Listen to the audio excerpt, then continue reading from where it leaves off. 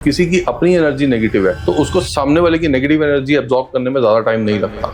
एक मेरे मतलब रिलेटिव ही हैं, like very close to me, और मुझसे काफी बड़े हैं वो, तो उनका 15 इयर्स ऑफ मैरिज हो चुकी है, बट उनकी अभी तक कोई बेबी नहीं है। ऐसा भी नहीं बोल सकते उनको कोई अबॉर्शन हुआ है या कुछ इस तरह का थोड़ा सा भी चांस हुआ, कुछ भी नहीं, जीरो। एक पूल है जहाँ पे सीमेन इकट्ठा हुआ, इसे बोलते हैं सीमेन pool.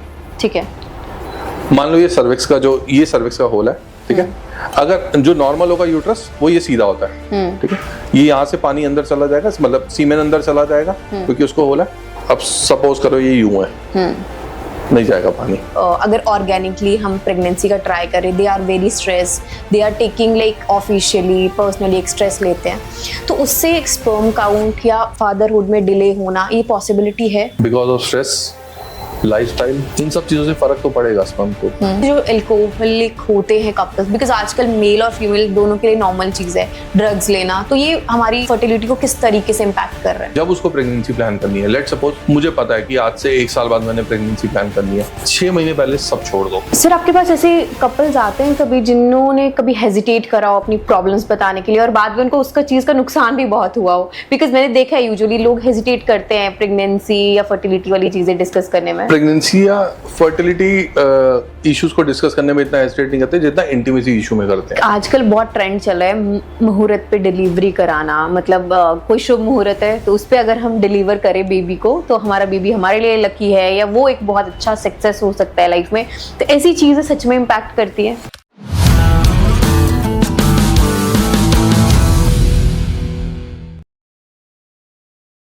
Welcoming you all in our podcast show Revival of Soul with Taro Himani, India's biggest entertainment and inspiration show। कुछ सवाल ऐसे होते हैं जो रिपोर्ट्स में भी नहीं मिलते, कुछ इंतजार ऐसे होते हैं जो सालों तक खत्म नहीं होते, और कुछ कहानियां ऐसी भी होती हैं जो लोगों से वो छुपा कर रखते हैं। तो आज के हमारे स्पेशल गेस्ट हैं, वो सिर्फ एस्ट्रोलॉजी पे बात नहीं करते, वो उन सवालों पे बात करते हैं जो लोग उसके क्वेश्चंस पूछने से डरते हैं। सो प्लीज वेलकम करिए आज के हमारे स्पेशल गेस्ट मिस्टर दर्शन अरोड़ा जी का। हेलो दर्शन सर, कैसे हैं आप? मैं बिल्कुल ठीक, आप बताइए। All good all good. आज आप यहाँ पे आए, हम बहुत कुछ आपसे सीखेंगे कि एग्जैक्टली प्रेगनेंसी फर्टिलिटी क्या मीन करती है एक लेडी और एक कपल की लाइफ में, राइट? करेक्ट। सर, मैं सबसे पहले आपसे यही पूछना चाहूंगी कि जो एक प्रोसेस होता है प्रेगनेंसी का, वो भगवान की देन है कि एक साइंटिफिक प्रोसेस है? देखो, ये दोनों बातें कि भगवान की देन है या साइंटिफिक है, ये दोनों बातें अलग अलग है भगवान की देन। भगवान जब चाहेगा तभी आपको प्राप्ति होगी उसकी। दूसरी चीज, साइंटिफिक आज के डेट में ये वर्ड इसलिए ज्यादा पॉपुलर हो गया क्योंकि बहुत सारी टेक्नोलॉजी इसके अंदर इन्वॉल्व हो गई है। जो एक मैनुअल प्रोसेस होता था, अब उसके अंदर एक टेक्नोलॉजी इन्वॉल्व हो गई है, ठीक है। बहुत सारे टेस्ट इन्वॉल्व हो गए हैं टेक्नोलॉजी में। हम इतने आगे चले गए हैं कि अगर लड़का और लड़की दोनों के पास कुछ नहीं है तो भी बच्चा हो सकता है, क्योंकि दोनों चीजों के डोनर आज के डेट में मिल जाते हैं, ठीक है। दोनों के बाद अगर लड़की इतनी भी सक्षम नहीं है कि मैं खुद प्रेगनेंसी नहीं कर सकती तो सरोगेसी भी हो जाती है। Exactly. तो टेक्नोलॉजी इतनी ज्यादा बढ़ गई है, इसलिए हम बोलते हैं कि टेक्नोलॉजी का योगदान भी इसमें सेम बराबर ही है, बट बिना भगवान की मर्जी के वो भी पॉसिबल नहीं है। बिल्कुल। तो जैसे प्रेगनेंसी में कई बार बोलते हैं नजर लग जाना, प्रेगनेंसी होते होते खराब हो जाना, तो एक नजर रियल है, उससे कैसे बचे, और ये होती क्या एग्जैक्टली नजर जो प्रेगनेंसी में लगती है? नजर चाहे प्रेगनेंसी में लगे या नॉर्मली लगे, नॉर्मली भी इंसानों को नजर लग जाती है। कोई काम नहीं बन रहा है, कहते हैं नजर लग गई। वो नजर है क्या? नजर एक एनर्जी है, ठीक है। एनर्जी नेगेटिव भी हो सकती है और पॉजिटिव भी हो सकती है। ओशो ने बहुत अच्छी बात कही थी कि अगर किसी की अपनी एनर्जी वीक है, किसी की अपनी एनर्जी नेगेटिव है, तो उसको सामने वाले की नेगेटिव एनर्जी एब्जॉर्ब करने में ज्यादा टाइम नहीं लगता, वो इजीली एब्जॉर्ब हो जाती है। तो जिसके अपने मन में ये डर रहता है कि मुझे नजर लग जाएगी, मैं किसी को बता दिया तो मेरे बच्चे को कुछ ना हो जाए, ऐसा उसको ये हो ही जाता है। तो ये साइकोलॉजिकल इम्पैक्ट भी बढ़ता है इसका। Exactly. अगर किसी की अपनी एनर्जीज वीक है तो सामने वाले की अगर नेगेटिव एनर्जी उसको एब्जॉर्ब करने को मिलेगी तो वो बहुत इजीली कर लेगा। अगर उसकी अपना ऑरा स्ट्रांग है, उसकी अपनी पॉजिटिव एनर्जी बहुत स्ट्रांग है, तो कितने भी लोग सामने नेगेटिव एनर्जी के साथ आ जाए वो उसको कुछ नहीं कर सकते। Exactly. अपना मेंटल स्टेटस बढ़ाना, अपनी मेंटल हेल्थ पे काम करना मोस्ट इंपॉर्टेंट है अगर नजर से बचना है तो। ओके, ये मतलब हमारे खुद के ऊपर डिपेंड करता है। खुद के ऊपर डिपेंड करता है। आपका ऑरा जितना पॉजिटिव होगा आपको नजर नहीं लगेगी। आपका ऑरा जितना नेगेटिव होगा, जितने आप वीक हो जाओगे उस चीज को लेकर के, आप देखोगे जो लोग डरते हैं, जिसको स्ट्रेस होता है, उनको नजर बहुत जल्दी लग जाती है। और ऐसा नहीं है कि नजर नहीं होती, नजर होती है, 100% होती है। तो ये जो नजर से बचा जाए, अगर हम सिर्फ प्रेगनेंसी के प्रोस्पेक्टिव से बात करें एस्ट्रोलॉजिकल थिंग्स पे, तो कैसे बच सकता है? देखो, सबसे अच्छी चीज यही है कि मेडिटेट करो, ठीक है। दूसरा, आज के डेट में बहुत सारे लोग क्या करते हैं कि किसी के पास गए कि नजर लग गई, एक वर्ड बहुत फेमस होता है जब हम प्रेगनेंसी में नजर की बात करते हैं, जिसे बोलते हैं कोक बांधना जी। अब ये एक पंडित कह लो या एस्ट्रोलॉजर कह लो या किसी के लिए भी ये वर्ड बोल करके डराना और इस डर से पैसा लेना बहुत आसान है। आप किसी को भी बोल सकते हो कि आपकी कोक बंधी हुई है, जिसका बच्चा नहीं हो रहा वो कुछ भी करेगा, बट उसको ठीक करने के लिए फिर आप ये पूजा करा लो, वो पाठ करा लो। सबसे बेस्ट ऑप्शन है कि आप मेडिटेट करो। ओके, मतलब खुद का ऑरा अगर जितना हमारा क्लीन आप अपना खुद का ऑरा जितना क्लीन करते जाओगे उससे बेस्ट कुछ नहीं है। साउंड हीलिंग करो। मेरा हर क्लाइंट चाहे वो प्रेगनेंसी के लिए प्लान कर रहा है या उसकी प्रेगनेंसी हो चुकी है, पूरे 9 महीने तक वो एक साउंड हीलिंग में रहता है। हम उसको अलग अलग फ्रीक्वेंसी पे, क्योंकि होता क्या डिपेंड करता है। अब जैसे मैं एस्ट्रोलॉजर हूं तो मैं इसको on the basis of transit भी कैलकुलेट करता हूँ। क्या ट्रांजिट चल रहा है, इस ट्रांजिट पे उसको किस फ्रीक्वेंसी की जरूरत है, तो हम उसके हिसाब से उसकी ऑडियो चेंज करते रहते हैं टिल 9 मंथ्स तक, जब तक उसकी डिलीवरी नहीं हो जाती।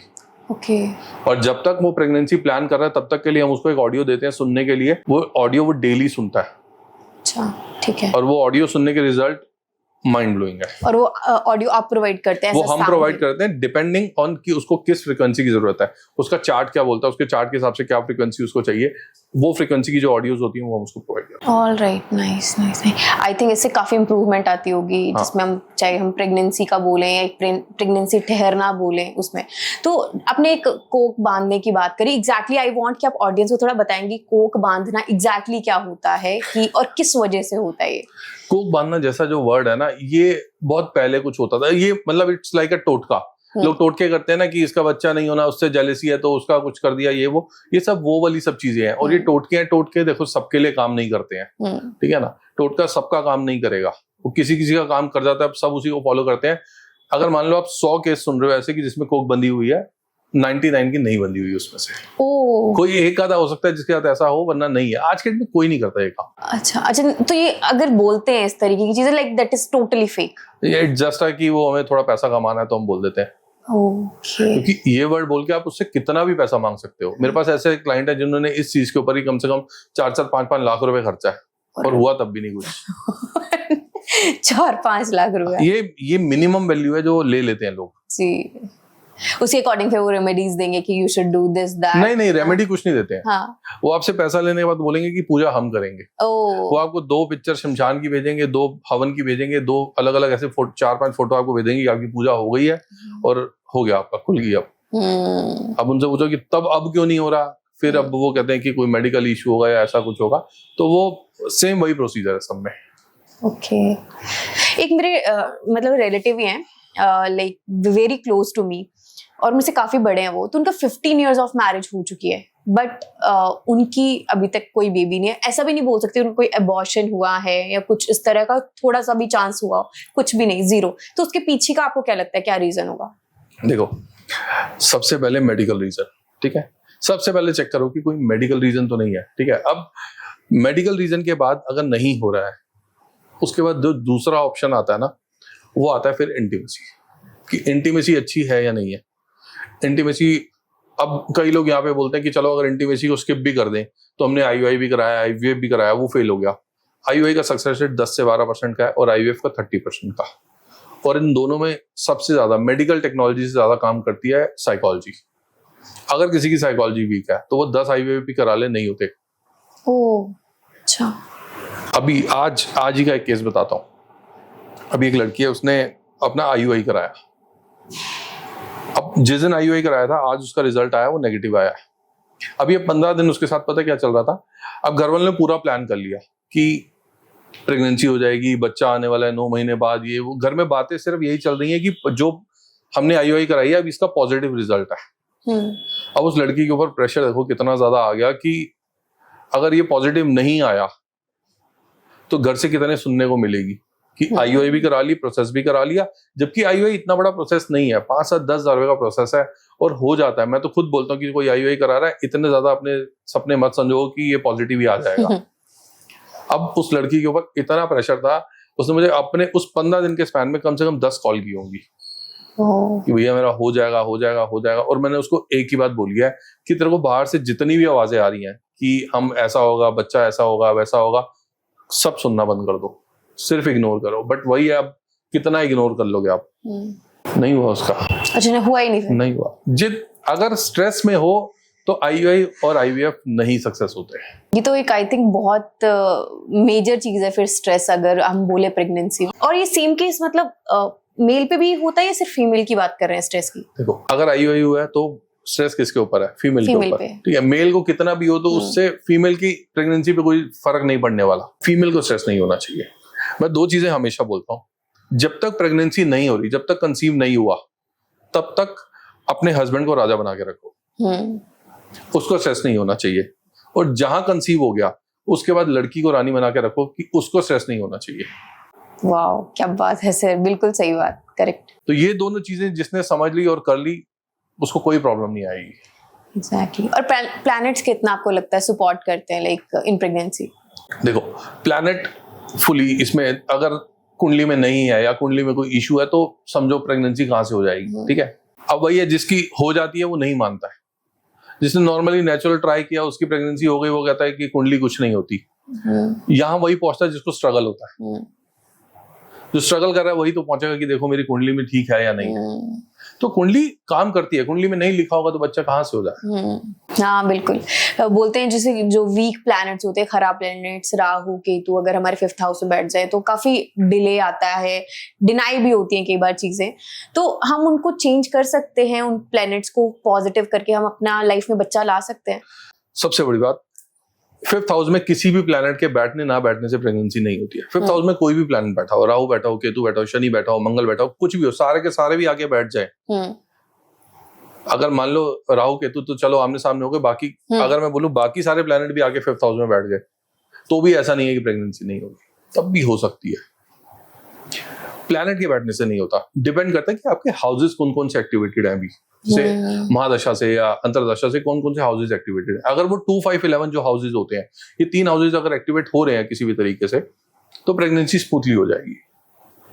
वहीं अगर जो नेगेटिव हाउसेस हैं, जैसे 8th हाउस हो गया, 12th हाउस हो गया, 6th हाउस हो गया, 10th हाउस हो गया, ये हाउसेस अगर एक्टिवेट हो गए या 1st हाउस एक्टिवेट हो गया, ये प्रेगनेंसी में स्ट्रगल कराएंगे। अच्छा, इनका एक्टिवेट होना सही नहीं होता। अगर ये एक्टिवेट है, अब ऐसा तो है नहीं कि अब जब प्रेगनेंसी की बात आएगी तो सिर्फ ये 3 हाउस ही एक्टिवेट मिलेंगे, बिल्कुल बिल्कुल, ऐसा ऐसा तो है नहीं। तो और भी कई हाउसेस हो सकते हैं, नेगेटिव हाउसेस भी इंपैक्ट हो सकते हैं। बेसिकली जो पॉजिटिव हाउस है वो एक्टिव होनी चाहिए, और जो नेगेटिव हाउस है फिर उसमें देखा जाता है कि उसका प्रोफेशन क्या है, वो करता क्या है, वो कपल क्या कर रहा है। ठीक है, उसके हिसाब से फिर उसके हाउसेस यूटिलाइज कराए जाते हैं। फिर उस यूटिलाइजेशन के बाद प्रेगनेंसी स्मूथ हो जाती है।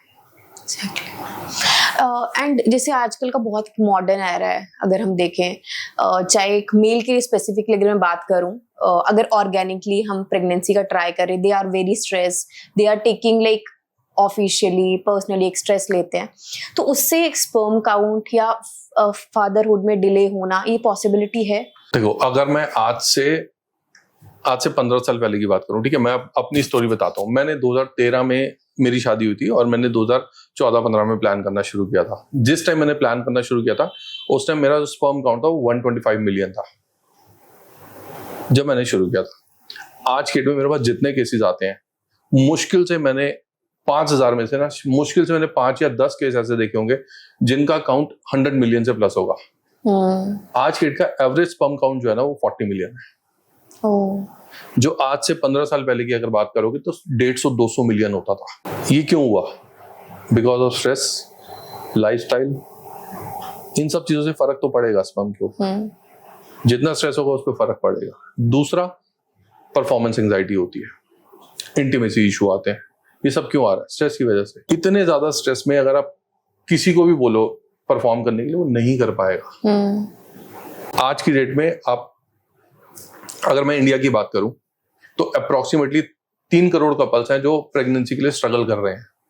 स्ट्रगल की बात कर रहा हूँ, ट्राई नहीं। अच्छा, ये एक लाइक आपने वो निकाला है पूरा प्रॉपर? ये आज का डेटा है। अच्छा, अगर मैं आज की बात करूं तो 3 करोड़ लोग हैं जो प्रेगनेंसी के लिए स्ट्रगल कर रहे हैं, नॉट ट्राई कर रहे हैं। ट्राइवल तो बहुत है, बट ये स्ट्रगल वाले बता रहा हूँ, जो डॉक्टरों के पास, जिनको नहीं हो रहा है, जो डॉक्टर के पास धक्के खा रहा है, ठीक है, या खुद अपने टेस्ट करा रहा है, कुछ भी करा रहा है, 3 करोड़ लोग हैं ये।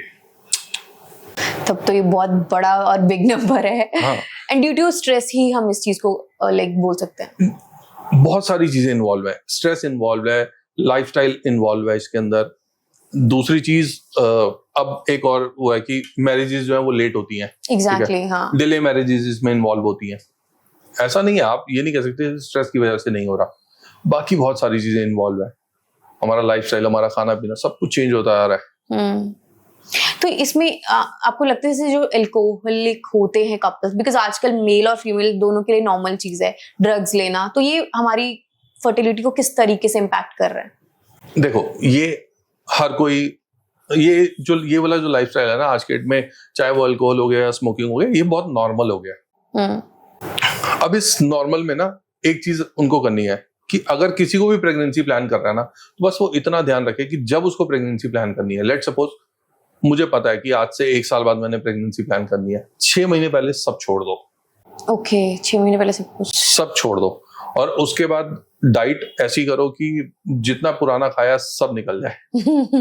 अगर आपने 6 महीने अपना बैलेंस कर लिया अपने आप को, तो प्रेगनेंसी बहुत स्मूथ होगी। अब आप सोचो कि आप वही अल्कोहल भी लेती रहूं, मैं स्मोकिंग भी करती रहूं और मैं प्रेगनेंसी भी प्लान कर लूं, नहीं होगा। कई लोग मैंने ऐसे भी देखे हैं प्रेगनेंसी, मतलब एक विमेन मैंने बहुत सी देखी हैं जो वो प्रेग्नेंट है and they are still doing drinking और स्मोकिंग, तो but baby is okay fine, तो उसको क्या बोला जाएगा कि हाँ ठीक है, इस बच्चे को आना ही आना है, चाहे कुछ भी कर लो फिर आएगा ही, या क्या इम्पैक्ट है इस चीज का? देखो, आना ही आना वाली बात नहीं है। हाँ। आना, बच्चे ने आना है, वो तो आ ही जाएगा, ठीक है। बच्चे की हेल्थ भी तो इम्पैक्ट होगी ना। आप खुद बताओ, आपने शुरू से क्या सुना है? जो आप खाओगे वही बच्चे को मिलेगा। एग्जैक्टली, हाँ। तो आप उनसे पूछो कि बाद में बच्चों की तबीयत कैसी है, बाद में बच्चों की हेल्थ कैसी है, वो आपको बताएंगे फिर कि जो हमने खाया पिया उस टाइम पे वो कैसे इम्पैक्ट कर रहा है। जब खाया पिया लगता है ना, तो आपका गलत खाया हुआ भी उसे लगेगा और वो इम्पैक्ट करेगा बच्चे की हेल्थ पे। एग्जैक्टली। और बाद में खाने वाले, मेरे ख्याल से मैंने अगर देखूं, मैंने कभी ऐसा सुना भी नहीं।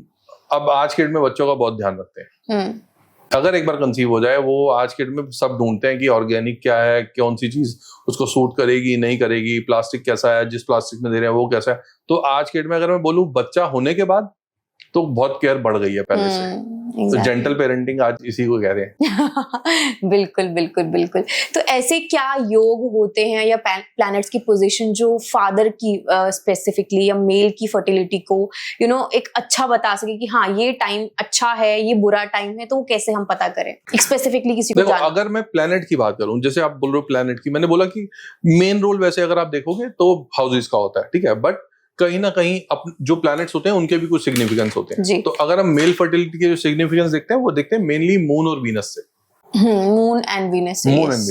तो अगर मून एंड वीनस में कहीं इम्बैलेंस है, कहीं कोई स्ट्रांग नहीं है या कुछ है प्रॉब्लम, कि वो ऐसी सिचुएशन में बैठे हुए जहां पे वो प्रेगनेंसी को सपोर्ट ही नहीं कर रहे, वो ऐसे हाउसेस में बैठे हैं या प्रेगनेंसी को सपोर्ट नहीं कर रहे, तो डेफिनेटली उसके स्पर्म में कुछ ना कुछ आपको प्रॉब्लम मिलेगी। मतलब वो एक रिलेट कर सकते हैं हम, साइंटिफिकली हो या एस्ट्रोलॉजिकली हो, कहीं ना कहीं कोलैब करता ही करता है। दोनों कनेक्ट कर सकते हो आप। वो आपको बता देगी, उसके चार्ट में आपको सिचुएशन बता देगी कि इसके साथ क्या चल रहा है अभी। Exactly, nice. और आजकल ना, चलो ठीक है, अभी तो थोड़ा ट्रेंड कम हो गया है, बट अभी से आज से 5-10 साल पहले की बात करूँ, अभी भी कुछ लोगों के मन में होता है, जैसे गाँव में अगर टिपिकल की बात करें कि कई पंडित के पास जाते हैं कि बताओ जी कंसीव तो हो गया, लड़का होगा या लड़की होगी, तो ये स्पेसिफिक क्वेश्चन क्या पता चल सकता है? बिकॉज सभी लोग इस बारे में तो बहुत जानना चाहते हैं। देखो, पता चलता है, ठीक है, किसी के चार्ट से भी आप देख के बता सकते हो फर्स्ट चाइल्ड कैसा होगा, सेकंड चाइल्ड क्या होगा, वो पता चलता है, ठीक है, बट आप किसी को ना ऐसे कंफर्म नहीं कर सकते, क्योंकि अब होता क्या, मेरे पास 100 क्वेरी आ रही है ना, 100 में से 90 लोग पूछते हैं कि मेरा बेटा होगा बेटी होगी, तो मैं स्पेसिफिकली पहली बात तो मैं जेंडर प्रेडिक्शन नहीं करता हूँ, ठीक है, क्योंकि किसी का अब बहुत सारे रीजन होते हैं। मान लो आपने अभी एक केस था, उनको किसी ने बोल दिया कि जो आपने प्रेगनेंसी की हुई है वो लड़की है, और उन्होंने अबॉर्ट करा दिया। तो मैं इसलिए कभी भी जेंडर प्रेडिक्शन नहीं करता हूँ। एक लड़की थी, वो डॉक्टर है और ये है भी इसी साइड से ही, अपना अंबाला साइड कहीं से है। वो बहुत पीछे पड़ी थी मेरे कि आप मेरे को बता दो कि क्या है क्या है क्या है क्या है। मैंने कहा नहीं, मैं जेंडर प्रेडिक्शन किसी भी कीमत पे नहीं करूंगा। तो मुझे वहां पे ऐसा हो गया कि यार ये तो मेरे पे डाउट हो गया कि शायद मैं बता नहीं पाऊंगा, इसलिए मुझे इसने ऐसा बोला। जब उसका लास्ट मैसेज मुझे आया था कि जब उसका डिलीवरी होने वाली थी, डिलीवरी होने से पहले जब मैंने उसे मैसेज लिखा ना, तो मैंने मैसेज का ना कलर चेंज कर दिया। तो मैंने मैसेज का कलर चेंज करके उसको भेज दिया। हाँ। और जब उसकी डिलीवरी का मुझे कॉल आया, कहते आपने तो बताया नहीं बट मेरा ये हुआ है। मैंने कहा अपना फोन खोलो और मैसेज देख कौन से कलर में उसमें। मैंने कहा बिल्कुल सेम है। तो पता चल जाता है बट मैं बताता नहीं हूँ, क्योंकि अब वही वाली बात है, जैसे उसको बताया कि लड़की है तो उसने अबॉर्ट करा दिया, इसलिए मैं नहीं बताता हूँ। ये मैंने नहीं बताया था, किसी और ने बताया, तो लोग करा देते हैं ऐसा, क्योंकि लोगों के मन में यही होता है लड़की होगी तो फिर अबॉर्ट, मतलब मैक्सिमम लोगों की मेंटालिटी यही होती है। और जो अबॉर्शन वाली चीज है, जैसे लोग, चलो शादी से पहले तो बात की बात है, बट शादी से पहले कुछ लोग जैसे लड़की समझ के कहीं से सुन लिया या कहीं से पता करा लिया, किसी से भी पूछ लिया, तो वो अबॉर्शन कराना फॉर द फ्यूचर फर्टिलाइजेशन क्या रहेगा? किसी ने भी अगर अबॉर्शन कराया, देखो ये बात हम मानते हैं कि जिसने अबॉर्ट कराया उसने गलत काम किया। एग्जैक्टली। ठीक है, एक गलत कर्म है, उसको इम्पैक्ट करेगा 110% करेगा ही करेगा। ठीक है, अब हो सकता है कि जब उसने, वो मान लो उसने एक अबॉर्ट कराया, दूसरा बच्चा किया 2 दिन में हो गया, उसको कंसीव हो गया नेक्स्ट साइकिल में ही, कोई प्रॉब्लम नहीं आई उसको। अब यहाँ से सामने वाले पे क्या इम्पैक्ट जाएगा कि उसने तो अबॉर्ट भी करा दिया और बच्चा भी हो गया, तो हम भी करा लेते हैं अबॉर्ट, कुछ नहीं होता उससे। सबके साथ सेम सिचुएशन नहीं होती है, उसको उसका रिजल्ट मिलेगा। अब हो सकता है कि उसको फाइनेंशियली उसका सेटबैक आया उसकी लाइफ में, किस एरिया में आएगा उसको नहीं पता, बट मैक्सिमम केसेस में ऐसे में प्रेगनेंसी पे इम्पैक्ट आता है।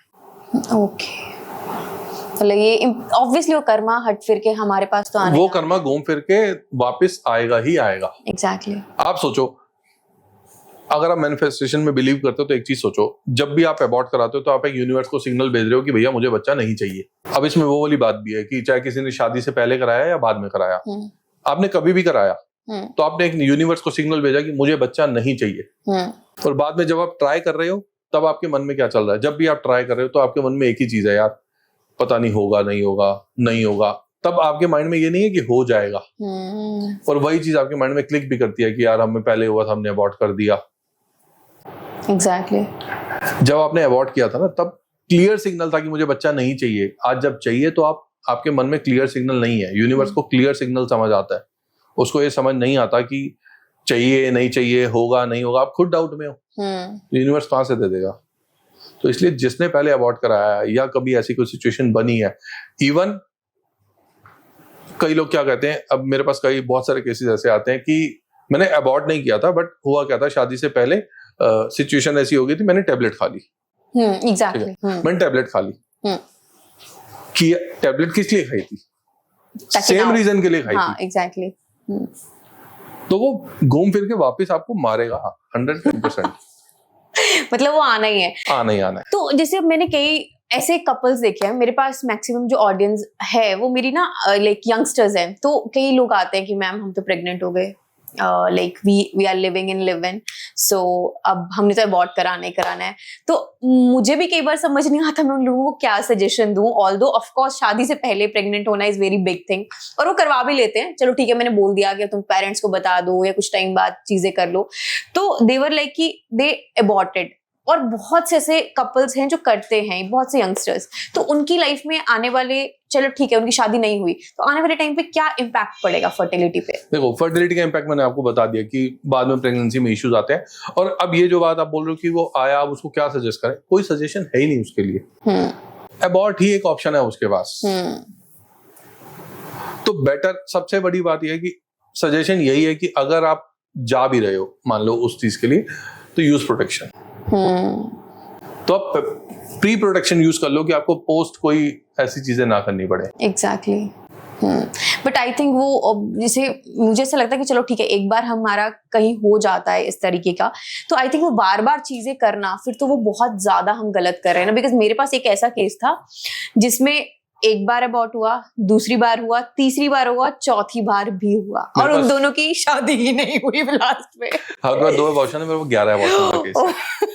11 अबॉर्शन, अरे बाप रे। मेरे को 11 अबॉर्शन का केस है। तो आपने क्या सजेशन दिया उनको, और कैसे लेते हो आप ऐसे केसेस को? कुछ नहीं है ना, अब जो उसने पहले गलती कर ली है, अब वो हो गया, ठीक है। अब उसको चाहिए कि आज चाहिए, अब उसको आज वो उस चीज के लिए गिल्ट में भी है, रो भी रही है कि किसी तरह से करा दो, ठीक है। अब यही तो वो केस होता है जो जहाँ पे एस्ट्रोलॉजर ना एक उसको ऐसे देखते हैं कि अब ये तो बहुत बड़ी मशीन आ गई, अब इसे खा लो, ठीक है। बट फिर वही है वहां पे वही बात कि आप इंसानियत भी कोई चीज होती है। एग्जैक्टली। ठीक है, अभी मैंने एक केस किया था, उसके शादी से पहले 2 अबॉर्शन थे, ठीक है। अब ठीक है थे, अब क्या कर सकते हैं, वही वाली बात है। अब उसकी शादी और उसके साथ शादी भी नहीं हुई उसकी। हाँ, चलो अगर उसके साथ हुई होती तो फिर भी उस लड़के को समझा सकते थे या कुछ भी, उसके साथ शादी भी नहीं हुई। उसका अब वो यही रो रही है कि अगर इसको पता चल गया तो मेरा रिश्ता गया, अब किसी भी तरह से कंसीव कराना है। तो उसमें क्या है, फिर हम अब मैं जो उसमें प्रैक्टिस करता हूँ उसमें वो साउंड हीलिंग है सिर्फ। Okay, by the God grace वो लड़की आज प्रेग्नेंट है। Very nice. प्रेग्नेंट है। अब वही है ना कि अगर किसी से गलती हो भी गई है, चलो मान लो किसी से गलती हो भी गई है, किसी ने जानबूझ के नहीं किया, गलती हो भी गई है, तो अब वही है ना कि वो अब उस गलती की वजह से उसकी लाइफ खराब हो जाएगी। एग्जैक्टली। तो अब उसकी अब साउंड हीलिंग के बाद उसको मेरे ख्याल से एक ही साइकिल में कंसीव हो गया था। अच्छा, नाइस। हाँ, सिंगल साइकिल में उसको कंसीव हुआ था।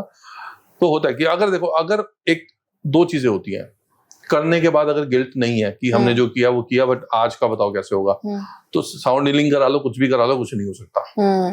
अगर आपको उस चीज का गिल्ट है कि हाँ हमने जो किया वो गलत था और आगे से ऐसा नहीं होगा, अगर इस सिचुएशन पे कोई है तो हाँ चीजें हो सकती हैं, बस वो अपने आप को थोड़ा स्ट्रॉन्ग कर ले, हो जाएंगी चीजें। सर आपके पास ऐसे कपल्स आते हैं कभी जिन्होंने कभी हेजिटेट करा हो अपनी प्रॉब्लम्स बताने के लिए और बाद में उनको उसका चीज का नुकसान भी बहुत हुआ हो? बिकॉज मैंने देखा है यूजुअली लोग हेजिटेट करते हैं प्रेगनेंसी या फर्टिलिटी वाली चीजें डिस्कस करने में। प्रेगनेंसी या फर्टिलिटी इश्यूज को डिस्कस करने में इतना हेजिटेट नहीं करते जितना इंटीमेसी इशू में करते हैं। ओके, हाँ। इंटीमेसी इशू डिस्कस करने में ना बहुत से लोग ऐसे होते हैं जो हेजिटेट करते हैं। आज के डेट में वैसे अब इतना हो गया कि लोग इतना ज्यादा नहीं करते, बट फिर भी कुछ लोग करते हैं।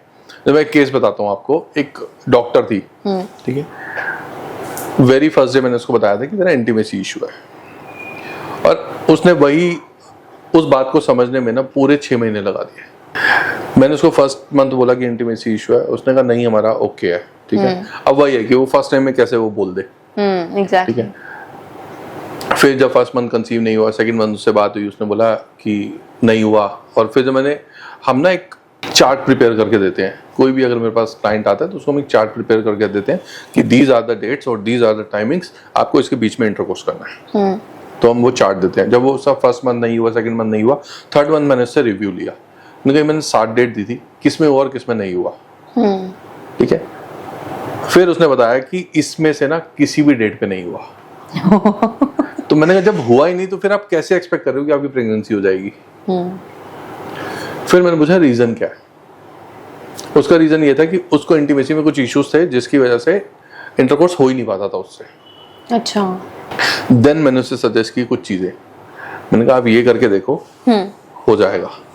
अब वो करके देखा, हुआ भी, बट वही है कि वो कोई भी इंसान जिसका इंटरकोर्स प्रॉपर नहीं हो पा रहा और उसको आप कुछ सजेस्ट करो, वो 1 महीना 2 महीना कर भी लेता है, तो 3rd महीने फिर वहीं के आगे खड़ा हो जाएगा कि नहीं हो रहा। तब मैंने उसको सजेस्ट किया कि आप इस रूट के थ्रू जाओ, आपकी प्रेगनेंसी हो जाएगी। अच्छा। अब उसको उस रूट पे जाने के लिए बहुत टाइम लगाया, जबकि वो खुद डॉक्टर है। उसको मैंने बताया था कि आप खुद डॉक्टर हो, आपको तो सब कुछ पता है, आप इस प्रोसेस के थ्रू जाओ, आपकी प्रेगनेंसी हो जाएगी। इंटीमेसी इशू के बारे में मैंने उसको बताया। अब उसने उस प्रोसेस को करने में 6-7 महीने लगा दिए। रीजन क्या था कि नहीं मैं सोच रही हूँ ऐसे ही हो जाए, मेरे को किसी प्रोसीजर के लिए ना जाना पड़े, ऐसा ना हो वैसा ना हो। अब उसने वो बहुत बड़ा टाइम ले लिया, और एट लास्ट वही हुआ कि उसने बोला कि ठीक है चलो छोड़ो, जो आप बोल रहे हो मैं वो कर लेती हूँ। जिस मंथ उसने वो किया था, वो मंथ लास्ट था जब उसकी प्रेगनेंसी कंसीव हो गई थी। आज तक दोबारा उसका फोन नहीं आया कि मेरे को इश्यूज है या कुछ है। 1 ही महीने में उसकी प्रेगनेंसी कंसीव हो गई थी। अरे ऐसा क्या बताते हो आप? जो देखो प्रॉब्लम क्या होती है, हर इंसान का जो इंटीमेसी का जो पैटर्न्स होते हैं ना, वो अलग अलग होते हैं, ठीक है। कुछ लोगों के साथ ना प्रॉब्लम होती है कि मान लो हस्बैंड को प्रॉब्लम है या वाइफ को प्रॉब्लम है, दोनों में से किसी एक को ऐसी प्रॉब्लम होती है जो इंटरकोर्स कर ही नहीं पाता, चाहे वो फीमेल की तरफ से हो या मेल की तरफ से, दोनों को ऐसे इश्यूज आते हैं लाइफ में। और वो प्रॉब्लम उसके साथ थी कि उसका जो इंटरकोर्स था वो बहुत पेनफुल था, तो इसलिए हो ही नहीं पाता था। देन आई सजेस्टेड कि ठीक है नहीं हो रहा, कोई बात नहीं, आप छोड़ दो इसे और इस रूट के थ्रू जाओ और उसके बाद प्लान करो, हो जाएगा। और उसने सेम चीज फॉलो की, हो गया। Very nice. और कई कपल्स ऐसे होते हैं, जैसे जैसे सपोज करो एक शादी हो चुकी है किसी की और वो पहले किसी और के साथ रिलेशनशिप में थे बिफोर द मैरिज, उसको नहीं भुला पा रहे हैं, XYZ कोई रीजन है, अभी भी याद करते हैं चाहे बात करें या ना करें, और उनका कहीं ना कहीं प्रेगनेंसी भी मैंने देखा डिले आती है। तो ऐसा कुछ होता है कि वो प्रेगनेंसी को हिट करता है, इंटीमेसी को हिट करती है, वो मेमोरीज, वो थॉट्स पुराने? ऐसे में प्रॉब्लम क्या होती है, मेरे पास हजारों केसेस हैं ऐसे, ठीक है। अब ऐसे में इशू क्या होता है, लेट सपोज अगर किसी फीमेल के पहले कोई रिलेशन रहे हैं, ठीक है, XYZ, एक था या दो थे, मैं उस पर नहीं जाता हूँ, बट अगर कोई पहले रिलेशन रहा है और अब उसकी शादी हो गई है, ठीक है, और अब जो उसकी इंटीमेसी है वो इम्पैक्ट हो रही है, ठीक है, उसका रीजन क्या होता है, मोस्ट ऑफ द टाइम पता है क्या होता है, एक ना कंपैरिजन चलता है, उसके दिमाग में कंपैरिजन चल रहा होता है कि जो मेरा पहले का रिलेशन था वो फिजिकल इंटीमेसी में ज्यादा बेटर था और अब जो मेरी शादी हुई है वो नहीं है। जिसके दिमाग में ये कंपैरिजन आ गया उसको इंटीमेसी में इशू आना ही आना है। जब तक आप उसको नहीं छोड़ोगे, जब तक आप उसको नहीं भूलोगे, तब तक यहाँ पे इंटीमेसी में इशू आएगा ही आएगा, क्योंकि आपके मन में कंपैरिजन बना हुआ है और ऐसी सिचुएशन डिवोर्स तक जाती जाती है। ओह अच्छा, ओके। इसे एक और चीज बताता हूँ, अगर किसी भी मेल या फीमेल को इंटीमेसी में इशू है, ठीक है, और वो बात डाइवोर्स तक पहुंच गई है कि अगर ये चीज ठीक नहीं हुई तो डाइवोर्स हो जाएगा, अगर ऐसे 100 केसेस हैं, 100 में से 99 में डाइवोर्स होता है, चीज ठीक नहीं होती। अगर किसी को भी ये इशू है, डाइवोर्स तक बात पहुंचे, उससे पहले पहले कोई ना कोई मेडिकल या कंसल्टेशन या इंटीमेसी कंसल्टेशन लेके इसको ठीक कर लेना चाहिए। एक बार अगर बात डाइवोर्स पे पहुंच गई फिर ये ठीक नहीं होगा, क्योंकि इंटीमेसी इशू मेडिकल कम साइकोलॉजिकल ज्यादा होते हैं। एग्जैक्टली एक सेटिस्फेक्शन की बहुत कमी रहती है और फिर ऑब्वियसली फिर वो चीज़ नहीं है तो दोनों पार्टनर्स डिस्टर्ब बहुत ज़्यादा। पहले ऐसा नहीं होता था ना, अब आज के में ना फिजिकल इंटीमेसी के बारे में एक तो लोग खुल के बात करते हैं, ठीक है, तो अब फिजिकल इंटीमेसी भी एक पार्ट, प्रायोरिटी पार्ट मानी जाती है एक रिलेशनशिप का। अगर वो नहीं है तो वो रिलेशनशिप पे इम्पैक्ट करेगी ही करेगी। इमोशनल इंटीमेसी कितनी भी अच्छी हो, अगर फिजिकल इंटीमेसी नहीं है तो वो इम्पैक्ट करती है और बातें आज के में डाइवोर्स तक जाती हैं। Exactly because of this reason. Sir मैंने तो बहुत बात करी, बट मैंने आपको ये नहीं पूछा कि आप कौन कौन सी एस्ट्रोलॉजी करते हो। लाइक कि ऑफ कोर्स काफी लोग आपसे अप्रोच करना चाहें तो किस तरीके से अप्रोच कर सकते हैं और कैसे किस किस मोडालिटीज पे आपके बात कर सकते हैं, लाइक वास्तु, लाइक चाहे वैदिक, किस तरीके की चीजें आप करते हैं? सर देखो इसमें दो चीजें, जो मैं एस्ट्रोलॉजी फॉलो करता हूँ वो मैं मोस्ट ऑफ द टाइम नाड़ी ज्योतिष फॉलो करता हूँ। अरे नाइस। ठीक है, और जो मेरी कंसल्टेशन होती है, जब मैं किसी को भी कंसल्टेशन देता हूँ तो मैं उसका सब कुछ देख लेता हूँ उसमें, उसकी एस्ट्रोलॉजी भी और उसका वास्तु भी, दोनों चीजें हम कवर करते हैं।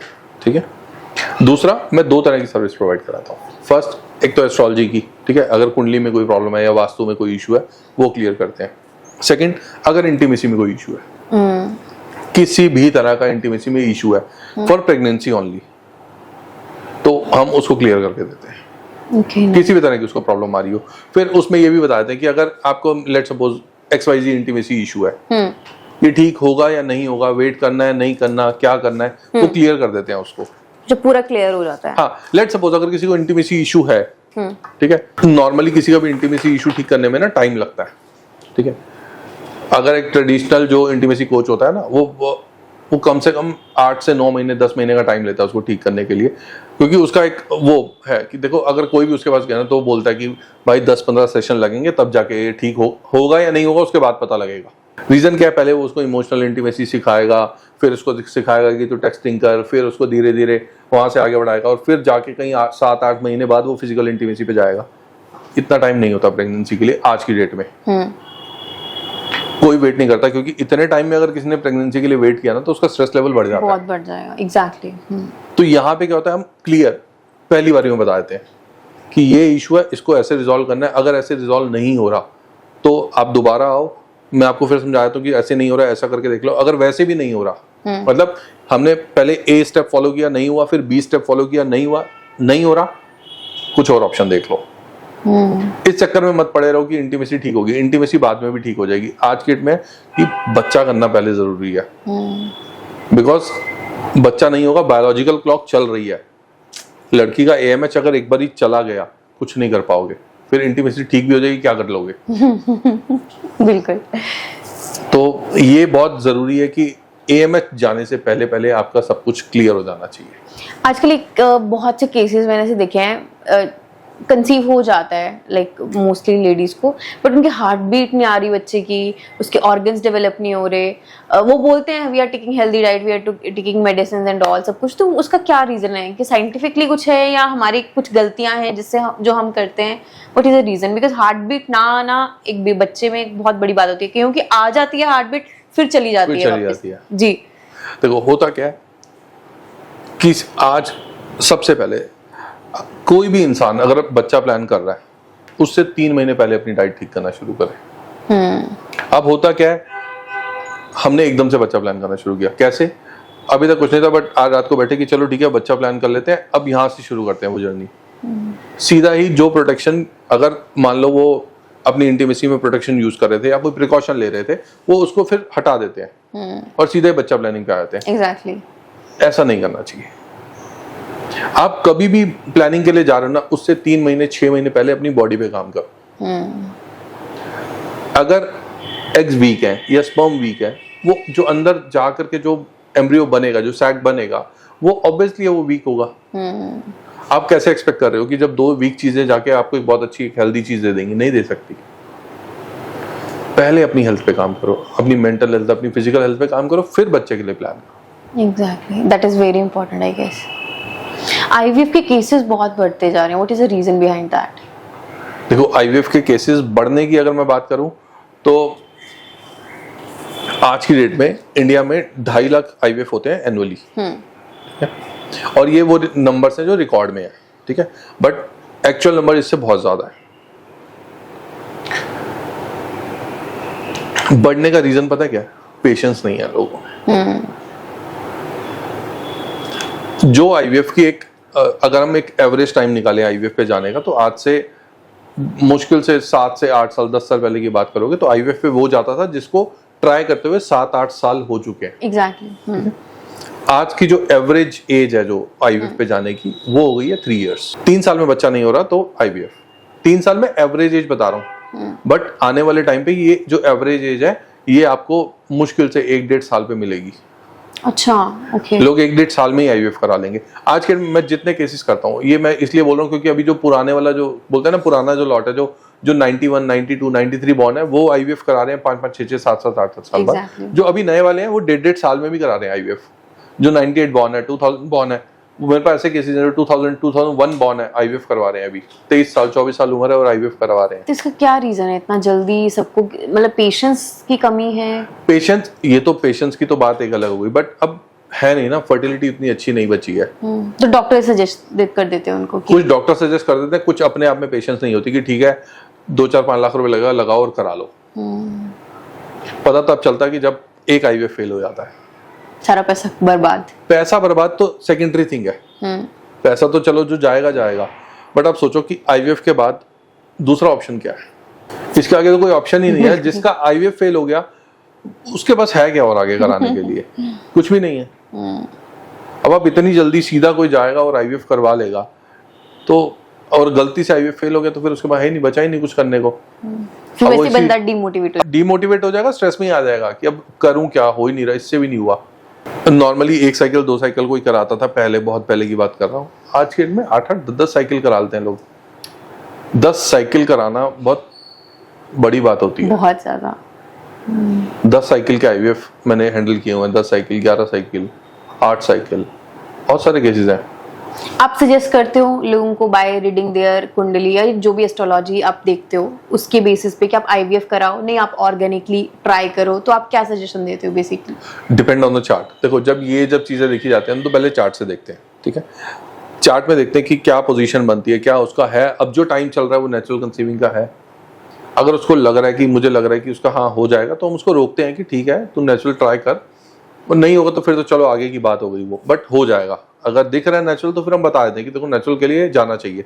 अगर नहीं दिख रहा तो क्लियरली बोलते हैं कि भैया IVF करा लो या IUI करा लो, कुछ तो सजेस्ट कर दो, मतलब किसी ना किसी मेडिकल हेल्प को ले लो। तो आपको मेडिकल जाना चाहिए तो हम सजेस्ट कर देते हैं। जैसे अभी एक केस बताता हूँ, एक कपल आया था मेरे पास, उनकी शादी को 8 साल हो चुके थे और वो ट्राई कर रहे थे मैंने चार्ट जब उनका रीड किया तो मैंने देख लिया कि ये नेचुरल हो सकता है, बट ये क्यों नहीं कर पा रहे हैं वो देखते हैं एक बारी। तो जब मैंने पूरा रीड किया तो मैंने देख लिया कि इसमें सिर्फ इनको एक इंटीमेसी का इशू है। जब मैंने देख लिया कि इंटीमेसी का इशू है तो उन्होंने कहा कि वो आए भी मेरे पास उसी के लिए थे, क्योंकि मेरी कंसल्टेशन अलग अलग होती है, नेचुरल कंसीविंग की अलग है और IVF IUI की अलग होती है। तो जब मैंने देखा कि ये आए तो IVF IUI के लिए है और इनका नेचुरल हो सकता है, तो मैंने सिर्फ उनको इतना बोला था कि आप 1 महीना वेट करो और जो मैं आपको सजेस्ट कर रहा हूँ वो कर लो। अगर नहीं होगा तो IVF पे तो आपने जाना ही है। एग्जैक्टली। वो तो फिर मैं कर ही रहा हूँ, उसके लिए IVF की डेट्स वगैरह वो तो मैं कर ही रहा हूँ। सिर्फ 1 महीना मैंने उनसे मांगा था और वो उसी 1 महीने में प्रेग्नेंट है। उसने IVF नहीं करवाया। मेरे पास उसके रिपोर्ट्स, उसके डॉक्टर के पेपर पड़े हैं। डॉक्टर ने लिख दिया कि नेक्स्ट साइकिल से IVF के लिए हम प्रोसीड कर जाएंगे, एग रिट्रीवल होगा और उसके लिए इंजेक्शंस लगेंगे। लिखा हुआ पेपर है मेरे पास उसका। और मैंने उसको कहा सिर्फ 1 महीना रुक जाओ और 1 ही महीने में उसकी प्रेगनेंसी हुई है। ड्यूरिंग इंटीमेसी ऐसी कौन सी गलतियां स्पेशली कपल्स करते हैं जिसकी वजह से प्रेगनेंसी नहीं हो पाती या उनकी डिमोटिवेशन बहुत ज्यादा बढ़ जाती है फिर, कि क्या ऐसी गलतियां करते हैं? इंटीमेसी ना लोग स्टार्ट ही यहीं से करते हैं कि इससे कुछ होने वाला तो है नहीं। एक मन में उनके थॉट बैठ गया कि हम इतने सालों से कर रहे हैं, कुछ हो ही नहीं रहा। तो एक तो ये डिमोटिवेशन है जो सबसे पहले उनको मार देती है, ठीक है। उनका खुद का मन नहीं होता, ठीक है। दूसरा, फ्रीक्वेंसी बहुत कम हो गई है। वो क्या गलती कर रहे हैं, उनको लग रहा है कि हमने ओवुलेशन पीरियड में कर लिया, ओवुलेशन पीरियड में जब रिलेशन किया तो हो जाएगी प्रेगनेंसी, क्योंकि पूरे सबको यही, ब्रह्मांड को यही पता है कि ओवुलेशन पीरियड में इंटरकोर्स करना होता है, बस उसी से हो जाएगी। बट ऐसा नहीं है। एक रिसर्च है कि अगर इंटरकोर्स फ्रीक्वेंट हो रहे हैं, ठीक है, फ्रीक्वेंट हो रहे हैं तो वो सीमेन के काउंट पे इम्पैक्ट करेंगे। अगर वो बड़े गैप के साथ हो रहे हैं तो वो मोटिलिटी पे इम्पैक्ट करेंगे। दोनों चीजें इम्पैक्ट होंगी। अब यहाँ पे एक बिल्कुल प्लान करना पड़ता है कि ज्यादा गैप भी ना हो और कॉन्टिन्यूशन भी ना हो, तो वो गैप आपको मेंटेन करना पड़ेगा। अब ये सोच रहे हैं कि 2 इंटरकोर्स करके और बच्चा हो जाएगा, नहीं होता। और फिर यही इसी बात को, एक चीज को बोलते हैं कि हमने तो ओवुलेशन पीरियड में ट्राई किया था, हमने तो अपना ओवुलेशन चेक करके किया था, हमने स्कैन फॉलिकल स्टडी करा के किया था, तब भी नहीं हुआ। फॉलिकल स्टडी कराने से नहीं होगा, मैनेज करना पड़ेगा कि कब कब कब कब करना है तो होगा। दूसरा, मोस्ट ऑफ द लोग क्या सोचते हैं कि लुब्रिकेंट यूज करते हैं, ठीक है, कि हमने तो कोकोनट ऑयल यूज किया था, हम तो होम रेमेडियल यूज कर रहे हैं। उससे भी नहीं होता। लुब्रिकेंट आप कोई भी यूज करोगे उससे सीमेन की जो क्वालिटी है उस पर इम्पैक्ट आएगा ही आएगा। ओके। तो कोई भी अगर इंसान लुब्रिकेंट यूज कर रहा है तो नहीं करने चाहिए। बहुत सारे केसेस आते हैं कि हम 4 साल से कर रहे हैं और 4 साल से लुब्रिकेंट यूज कर रहे हैं। मैं उनसे ये पूछता हूँ कि तुम्हें डॉक्टर ने भी आज तक नहीं बोला कि तुम्हें लुब्रिकेंट यूज नहीं करना, या कौन सा लुब्रिकेंट यूज करना है? अगर आपको प्रॉब्लम है भी तो लुब्रिकेंट कौन सा यूज करना है, डॉक्टर सजेस्ट करेगा ना। एग्जैक्टली। वो डॉक्टर तक को नहीं बताते कि हम ऐसा कुछ कर रहे हैं। उनको लगता है ये तो नॉर्मल है, ये तो इसमें क्या गलती है। ये गलती बहुत बड़ी करते हैं। मैंने आपकी बहुत सी ऐसी रील्स देखी है जिसमें रेट्रोवर्टी यूट्रस के बारे में आप बताते हैं, वो बेसिकली क्या होता है? देखो, रेट्रोवर्टी यूट्रस का ना बहुत सिंपल है। आपने मेरी बहुत सारी रील देखी है। ये ना एक बड़ी सिंपल सी कंडीशन है और इस कंडीशन में प्रेगनेंसी अचीव करना बहुत आसान होता है। बस उसमें इतना समझना जरूरी होता है कि ये प्रॉब्लम क्या है और इसको ठीक कैसे करना है। अगर किसी ने भी इस कंडीशन को समझ लिया, उसकी प्रेगनेंसी सबसे जल्दी होती है। अब ये प्रॉब्लम क्या है? सिर्फ यूट्रस की जो शेप है ना वो चेंज होती है। डॉक्टर इसको नॉर्मली लेते हैं कि ये नेचुरल केस है। बस इसमें वो यही बोलते हैं कि आप अपनी पोजीशन ठीक करो, डीप पेनिट्रेशन होना चाहिए तो ये हो जाएगी प्रेगनेंसी, सीमेन अच्छा होना चाहिए, हो जाएगी। बट आज के डेट में सीमेन उतना अच्छा नहीं है, डीप पेनिट्रेशन के केसेस भी इतने, डीप पेनिट्रेशन भी आज के डेट में उतना नहीं है। अभी एक रिसर्च भी आई थी जो डॉक्टर रंजीत रामास्वामी, उनकी एक रिसर्च थी जिसमें उन्होंने बहुत सारा वो बताया कि एक मेल ऑर्गन के अंदर जो उन्होंने टिश्यूज के जो सैंपल लिए उसके अंदर माइक्रोप्लास्टिक मिला था। मतलब वो प्लास्टिक जिससे प्लास्टिक बॉटल से पानी पीते हैं या कोक पीते हैं, वो माइक्रो पार्टिकल थे जो उसके ऊपर आपके प्रीमेच्योर एजैकुलेशन के ऊपर और सीमेन क्वालिटी के ऊपर इम्पैक्ट करते हैं। okay. तो वो भी एक रीजन है अब उसमें जिसकी वजह से डीप पेनिट्रेशन नहीं होता। और इस चीज के अंदर सबसे बड़ी जो चीज काम करती है वो करती है डीप पेनिट्रेशन। इसका मैं आपको प्रैक्टिकल दिखाता हूँ। आपको इस ग्लास में पानी दिख रहा है जी? आप समझो ये एक पूल है जहाँ पे सीमेन इकट्ठा हुआ, इसे बोलते हैं सीमेन पूल, ठीक है। मान लो ये सर्विक्स का होल है, ठीक है। अगर जो नॉर्मल होगा यूट्रस वो ये सीधा होता है, ठीक है। ये यहाँ से पानी अंदर चला जाएगा, मतलब सीमेन अंदर चला जाएगा क्योंकि उसको होल है। अब सपोज करो ये यूं है, नहीं जाएगा पानी। एग्जैक्टली। अगर मैं इसकी पोजीशन चेंज कर दूं तो चला जाएगा। तो इसमें सिर्फ इतना समझने की जरूरत है कि पोजीशन क्या चेंज करनी है, और पोजीशन भी डिपेंड करती है हर कपल के ऊपर अलग अलग। एग्जैक्टली। किस पोजीशन में अभी कंफर्टेबल है, उसमें क्या प्रॉब्लम्स आ रही हैं, उसके ब्याह पे अगर ये पोजीशन हम चेंज कर दें और उनको बता दें कि इस पोजीशन में आपको ऐसे करोगे तो ये हो जाएगा, वो पोजीशन चेंज करने में उनको कंसीव हो जाता है। Oh nice.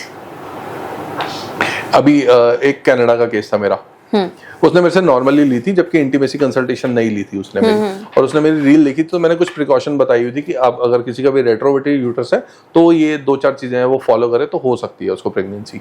उसने सिर्फ उसी रील को फॉलो किया था, 12 साल बाद प्रेग्नेंट हो गई सिर्फ एक पोजीशन चेंज करने से। तो इम्पैक्ट करती है छोटी छोटी चीजें, अगर उनको ठीक कर लिया तो प्रेगनेंसी हो सकती है। नाइस। लाइक आजकल बहुत ट्रेंड चल रहा है मुहूर्त पे डिलीवरी कराना, मतलब कोई शुभ मुहूर्त है तो उस पे अगर हम डिलीवर करें बेबी को तो हमारा बेबी हमारे लिए लकी है, या वो एक बहुत अच्छा सक्सेस हो सकता है लाइफ में। तो ऐसी चीजें सच में इम्पैक्ट करती है? इम्पैक्ट करती हैं। उससे ज्यादा ये है, अब ये ट्रेंड बन गया जी। ठीक है। अगर आप हॉस्पिटल की बात करो ना, उसमें 2 चीजें होती हैं। अब ये आप डिलीवरी मुहूर्त की बात कर रहे हो, मैं आपको टाइमिंग के साथ बताता हूँ। हॉस्पिटल में 2 चीजें चलती हैं।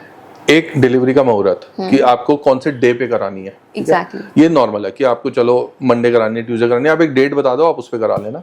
दूसरा एक और ट्रेंड चलता है किस टाइम पे करानी है।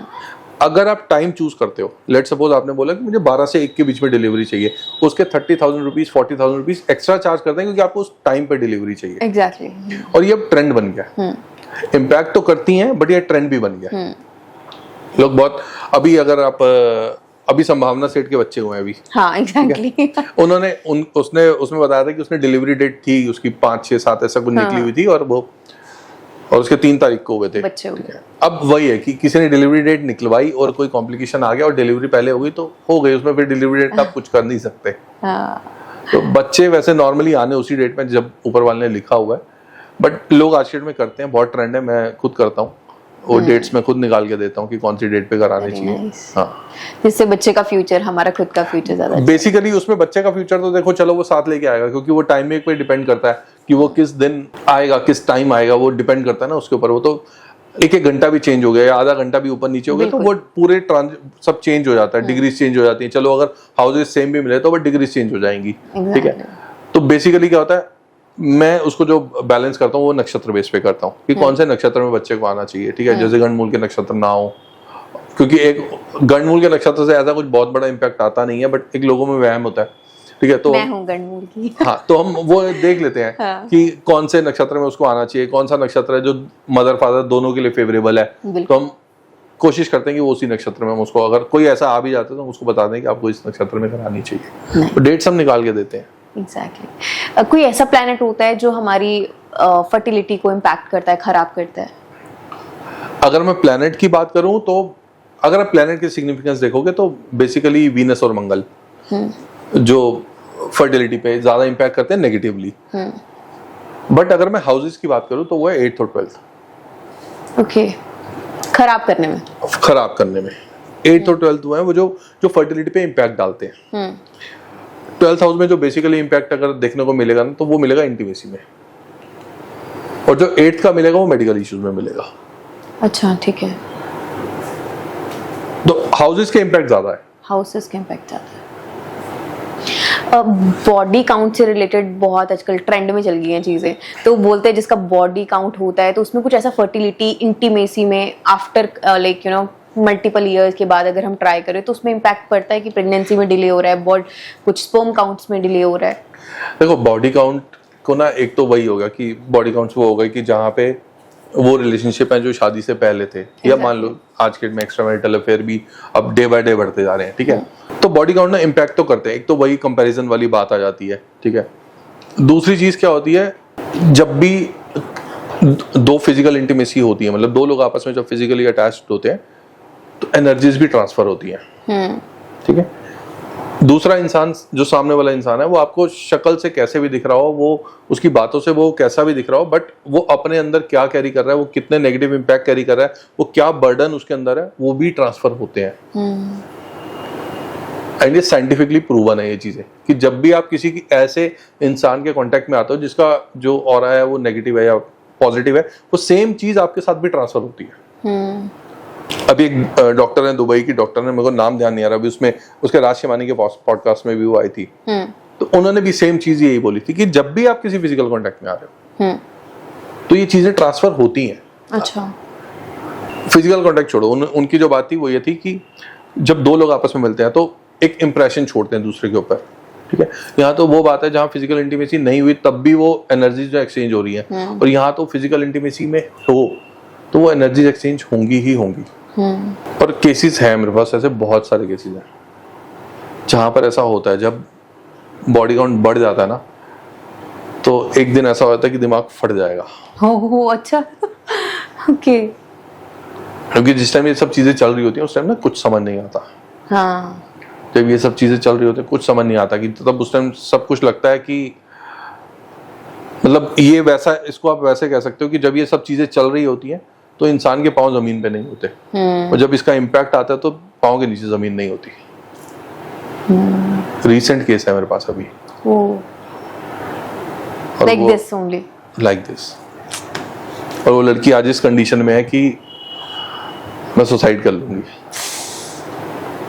बहुत ज्यादा, और मैरिड है और 12 साल हो गए शादी को, सेम कंडीशन है। मतलब बहुत सारे ऐसे केसेस आते हैं जहाँ पे ना मतलब खुद के रोंगटे खड़े हो जाते हैं कि ये हो कैसे रहा और हो क्या रहा है। अरे सर, एक क्विक रैपिड फायर करेंगे, आप वन वर्ड या वन लाइन में प्लीज उसका आंसर दें ताकि हमारे यूजर्स को, हमारे क्लाइंट्स को या हम आपकी ऑडियंस को, हमारी ऑडियंस को पता चले कि उसका क्या स्पेसिफिक आंसर है।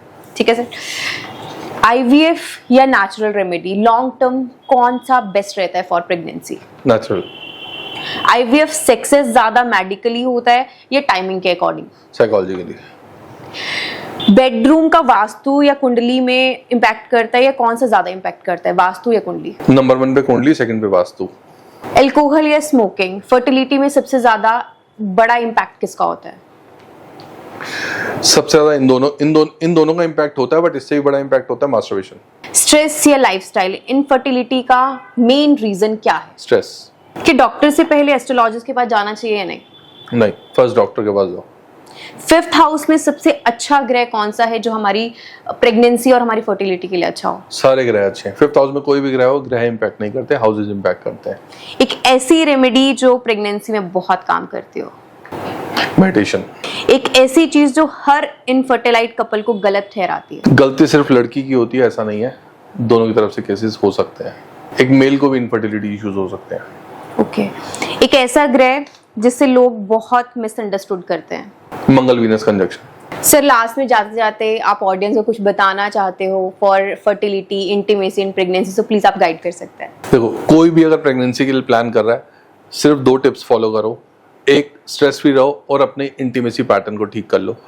मैं बार बार हमेशा यही बोलता हूँ कि आज के डेट में जितने भी लोग आईवीएफ के लिए दौड़ रहे हैं ना, इनमें से 50% को एक इंटीमेसी इशू है, इसके अलावा कुछ नहीं है।